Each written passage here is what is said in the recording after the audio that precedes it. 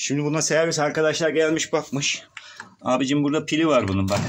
Servislere gönderelim bunu da öğrensinler. Bak burada pili var.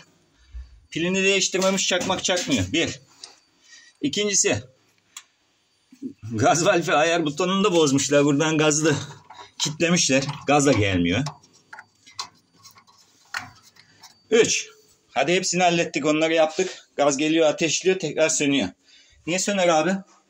Niye söner? Gaz atamaz dışarıya da hava alamaz. Bak bacaya. Nasıl alsın abi havayı? Nasıl alacak? Nasıl verecek?